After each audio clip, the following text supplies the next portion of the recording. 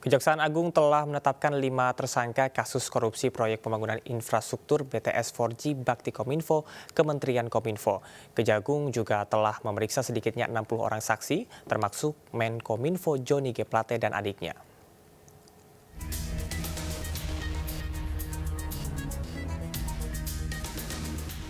Kejaksaan Agung menetapkan tersangka baru dalam kasus korupsi penyediaan infrastruktur Base Transceiver Station atau BTS 4G dan infrastruktur pendukung Bakti Kominfo. Tersangka baru tersebut adalah Komisaris Solitech Media Sinergi Irwan Hermawan.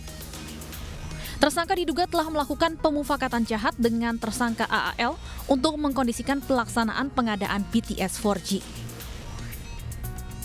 Perannya adalah begini, jadi tersangka IH dan tersangka AAL ini adalah bersama-sama ya kan menunjuk suatu perusahaan tertentu untuk mendapatkan suatu proyek atau tender ya di beberapa tower yang dibangun, yaitu tower 1, 2, 3, 4 dan 5 ya, yang mengarahkan bahwa perusahaan-perusahaan yang akan dimenangkan itu adalah perusahaan yang dekat dengan IH dan AAL yang sudah ditunjuk sebelumnya gitu loh. Dengan ditetapkannya satu tersangka baru, kini total tersangka dalam kasus ini menjadi 5 orang. 4 tersangka yang sudah ditahan sebelumnya yaitu Anang Ahmad Latif, Direktur Utama Bakti Kemenkominfo, Galumbang Menaksiman Cuntak, Direktur Utama PT Mora Telematika Indonesia, Yohanes Suryanto, Tenaga Ahli Human Development Universitas Indonesia tahun 2020, serta Mukti Ali, Account Director PT Huawei Tech Investment.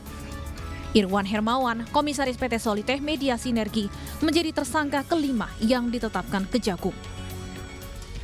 Kasus korupsi BTS Bakti Kominfo bermula dalam rangka memberikan pelayanan digital di daerah terdepan, terluar, dan tertinggal dengan membangun 7.904 Base Transceiver Station atau BTS.